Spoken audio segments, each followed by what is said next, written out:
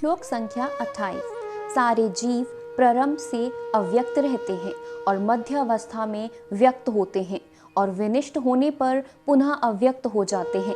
अंततः शोक करने की क्या आवश्यकता है?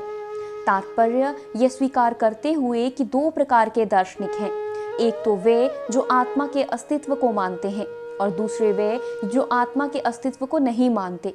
कहा जा सकता है कि किसी भी दशा में शोक करने का कोई कारण नहीं है। आत्मा के अस्तित्व को न मानने वालों को वेदांतवादी नास्तिक कहते हैं। यदि हम तर्क के लिए इस नास्तिकवादी सिद्धांत को मान भी लें तो भी शोक करने का कोई कारण नहीं है।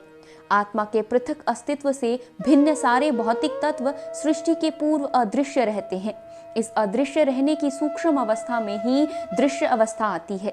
जिस प्रकार आकाश से वायु उत्पन्न होती है, वायु से अग्नि, अग्नि से जल और जल से पृथ्वी उत्पन्न होती है।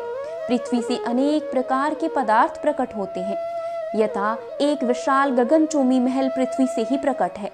जब इसे ध्वस्त कर दिया जाता है तो वह अदृश्य हो जाता है और अंततः परमाणु रूप से बना रहता है। शक्ति संरक्षण का नियम बना रहता है, किंतु कालक्रम से वस्तुएं प्रकट तथा अप्रकट होती रहती हैं। अंतर इतना ही है। अंततः प्रकट होने या अप्रकट होने पर शोक करने का कोई कारण नहीं है। यहाँ तक कि अप्रकट अवस्था में भी वस्तुएं समाप्त नहीं होती।